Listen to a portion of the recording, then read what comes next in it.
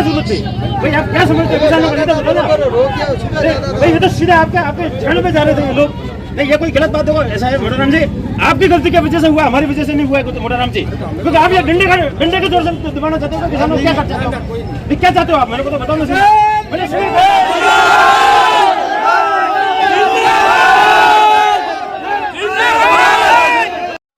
हमारी ये जवाई नदी सूखती जा रही है, मगर उसको जिंदा करने का कोई काम नहीं कर। आप हमारे गर्ग साहब को एमएलए बना दो। गुजरात में कई नदियों को मोदी जी ने पुनर्जीवित किया है, हमारी जवाई नदी को भी पुनर्जीवित करने का काम भारतीय जनता पार्टी की सरकार करेगी। केंद्रीय गृह मंत्री अमित शाह का यह भाषण 1 साल पुराना है। विधानसभा चुनाव के दौरान सायला में जनसभा को संबोधित करते हुए अमित शाह ने यह बात करते हुए जालोर वासियों से वादा किया था। अब उसी वादे को याद दिलाने के लिए भारतीय किसान संघ के नेतृत्व में किसानों ने जालोर कलेक्ट्रेट के सामने मंगलवार से किसान महापड़ाव डाल दिया है। किसानों का कहना है कि जब वादा करके ही गए थे तो अब उसे निभाओ और जवाई बांध के 1/3 पानी पर जालोर का हक निर्धारित करो। किसानों ने इस बार आर पार की ठान ली है। किसानों ने सड़क पर ही लापसी और भोजन तैयार किया और प्रशासन को चेताया है कि जब तक सक्षम प्रतिनिधि उनसे बात करने नहीं आएगा तब तक धरना जारी रहेगा। आपको बता दें कि अमित शाह ने यहां जोगेश्वर गर्ग को विधायक बनाने के लिए यह वादा किया था। अब गर्ग जीतने के बाद विधानसभा में मुख्य सचेतक हैं। अब देखना होगा कि गर्ग जालोर के किसानों के लिए सरकार के सामने कितनी मजबूती से पैरवी कर पाते हैं। पड़ाव के बारे में ये पानी की और बीमे की बड़ी समस्या दो है। पानी के लिए हम काफ़ी समय से संघर्ष है।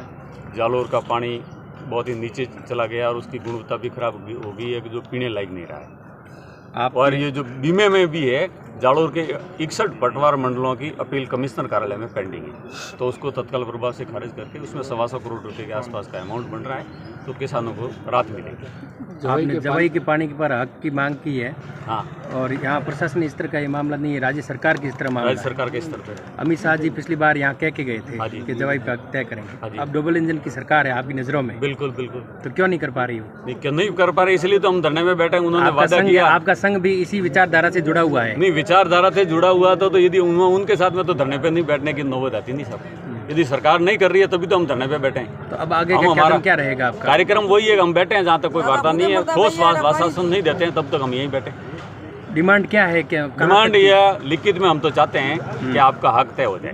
कितना % प्राकृतिक प्रभाव हम तो मांग कर रहे हैं 1/3 की। अच्छा। एक पेयजल के लिए, एक कृषि के लिए और एक प्राकृतिक भाव के लिए, जो भी जितना पानी आता है उसका 1/3 हमको दिया जाना। महापड़ाव कब तक चलेगा? महापड़ाव चलता रहेगा साहब जब तक सरकार हमसे वार्ता नहीं, निर्णय नहीं आती है निर्णय तक पहुंचने की। सरकार खुद यहाँ तो आएगी नहीं।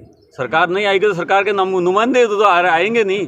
मंत्री आए तब आप मानोगे? मंत्री लेवल के, कम से कम स्टेट लेवल के मंत्री लेवल के आएगा तो ही बात मानेंगे। नहीं, आपके सामने आज बात हुई कलेक्टर साहब से, और कलेक्टर साहब को ये निवेदन किया आपने कि आप इनसे ये बात करो और गवर्नमेंट से भी ये बात करो और हमारे साथ में कल बात करोगे।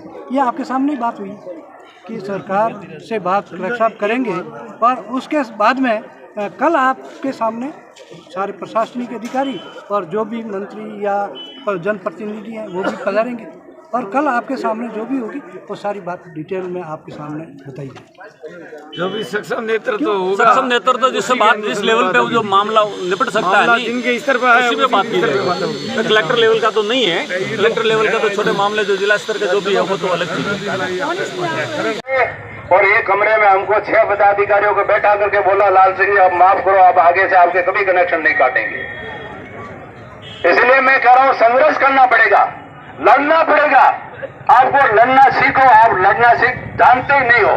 जब इलेक्शन आते हैं नेताजी 2 मीठी मीठी बातें कहते हैं और वोट लेकर चले जाते हैं, फिर कोई नहीं पूछता आपको।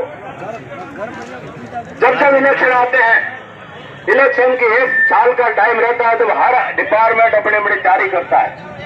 भले पुलिस डिपार्टमेंट हो, भले आपके वाटर वर्क्स डिपार्टमेंट हो, इलेक्ट्रिक डिपार्टमेंट हो, जो भी डिपार्टमेंट है, आकर के सरकार से धरना देते हैं, सरकार से मांग रखते हैं हमारा वेतन बढ़ाओ, हमारी तनख्वाहें बढ़ाओ, हमारा भत्ता बढ़ाओ, और सरकारें झुक करके जग मार के बढ़ाती हैं और आप बड़ी बड़ी नींद में सो जाते हो। टाइम होता है इस समय आप बाहर नहीं आते हो। आप अपनी समय समय पर मांग रखो। आप समय पे मांग रखोगे तो सरकार है क्या, सरकार का बाप भी झुकेगा। कौन कहता है नहीं झुकता है?